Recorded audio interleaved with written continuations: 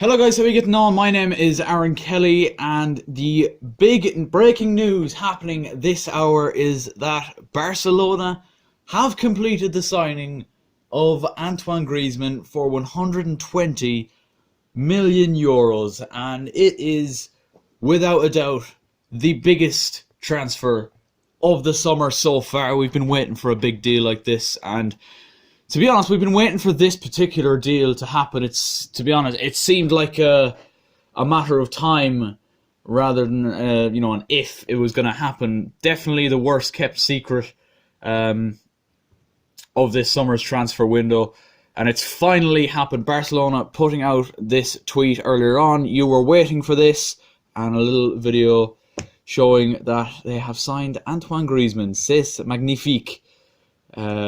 Signing Griezmann from Atletico Madrid. And this, it's been brewing up for a while, hasn't it? It's not as if this is just, completely come out of the blue. Atletico Madrid signed João Felix from Benfica for in and around a similar enough price tag. It might have even been the same price tag. And he came in straight away and took Griezmann's number 7 jersey. And, immediately that sparked even more debate among fans and different members of the press. But what will this Griezmann transfer mean for Barcelona and the current crop of players? Well, to be honest, is it a sensible signing? Perhaps, yes, because I think Luis Suarez is definitely getting on a bit. Griezmann, of course, started off as a winger and has converted into just a straight up, centre forward, out and out striker. So it makes sense for them to go after someone, of Griezmann's calibre, and it was no secret that Griezmann wanted to go to Barcelona. That was always, the dream move for him. But for me, where Barcelona seriously fell down in Europe this season was their defence. And especially if you look at that second leg of the Champions League semi-final against Liverpool, the defending was really, really bad. And I think they need to invest in some youth and proper hard fucking bastards of defenders, I think, is what I'm trying to get at here.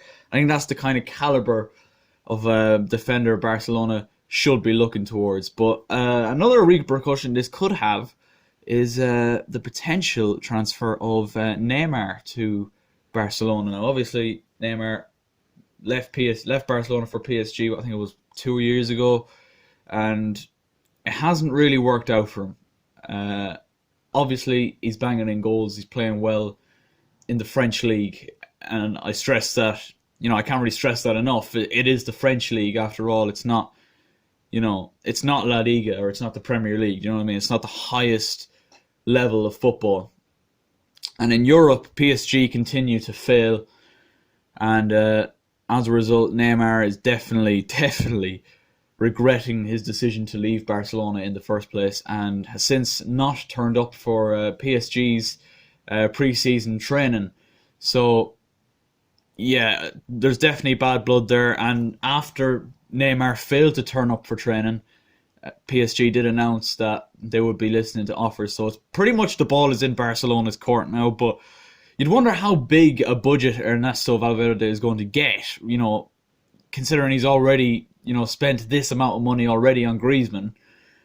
He's not going to get Neymar for any less than... what did Barcelona sell him for? 200 million? They're probably going to have to spend that and more if they want to get him back. But I think this move makes a lot more sense for Neymar than it does for Barcelona. I think Barcelona have got their marquee name now. I wouldn't be surprised if they said, right, we'll just bun off Neymar for the minute. Obviously, they should be looking at financial fair play as well. I don't know, the ins and outs of that legally, but I do know that, you're not going to get Neymar and Griezmann in the one window without spending a shit ton of money, and it's just going to be it's going to be interesting. But Barcelona, if they do manage to pull off the Neymar deal as well, we could be looking at a scary front three for them next season of Messi, Neymar, and Griezmann. I mean, that is scary. But as I've mentioned already, for me, their biggest issues at the minute are at the back. And so far in this transfer window, I don't think they've, obviously they haven't addressed them.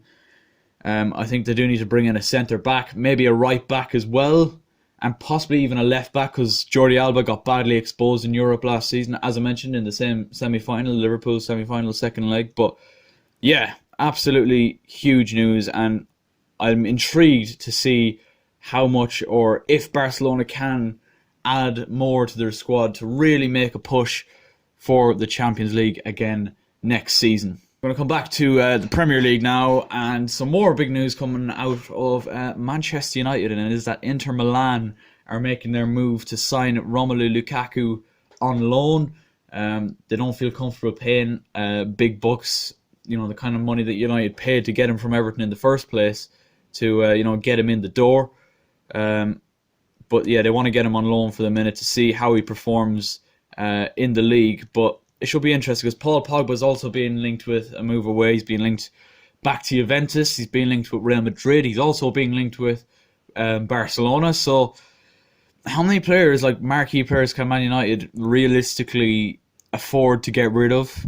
And how much money is Ed Woodward going to give Ole Gunnar Solskjaer to, replace these big names? Similar to Barcelona, I feel like United's main problems stem from their back four. I think United are shocking defensively. I think going forward, they've had a bit of joy, certainly second half of the season under Solskjaer.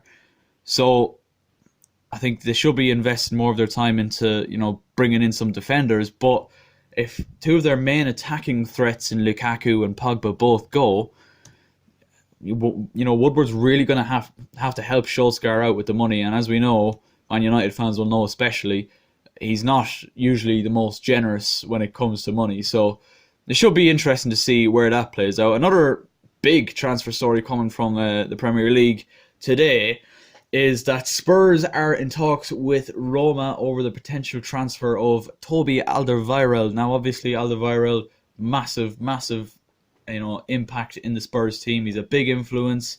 He's a really, really important player for them at centre-back.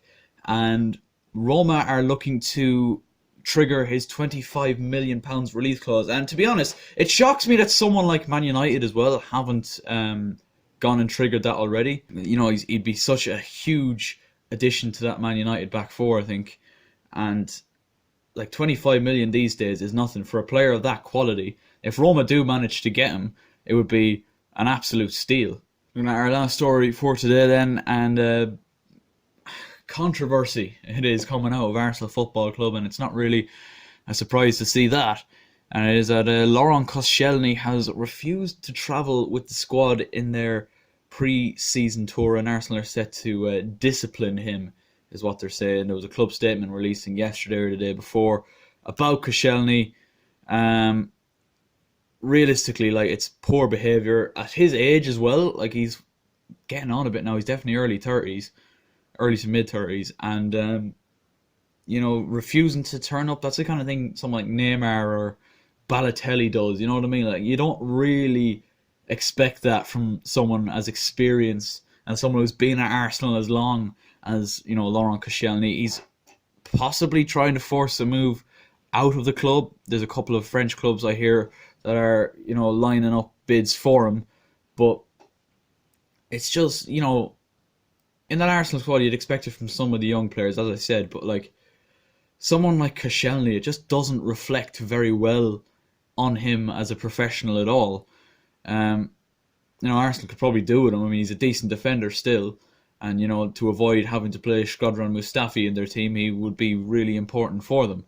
Obviously, I'm not saying I condone not turning up to training for young players if you want to force a move out, but Laurent Koscielny is 33 years old. He's out of contract at the end of the season, and he's looking to have that contract terminated now so he can return to France. It's really petty and fucking childish. To be honest, I would really expect more from him. I know he's done some petty things before in the past, not returning, to Arsenal training, returning to Arsenal training later than he should have because he was on international duty. Little petty things like that. But this, full on not showing up for pre-season training, is just fucking incredible, to be honest. Alright, so lads, that'll do it for today's video. It's a little wrap up of the transfers once again. Let me know what you think of the whole Antoine Griezmann to Barcelona situation. Do you think it'll have any repercussions on the likes of Luis Suarez or Neymar's transfer back to Barcelona? Let me know it all in the comments section down below. Subscribe if you're new, and I will catch you later. Pull up in the gold, I'm leading. But them other man need feeding. I don't wanna go Bombay. Them I don't know what I do when I go from Beeling. Leading the pack in black and I'm on with the bag. Snapping with the phone and die. Boss up a man with the duster. Put him in the drip and sip blockbuster. Win, win, win, that's the only ammo. Ring, ring, ring, I reply with NO. Call me Leno, had it hot. Switch up the ting as I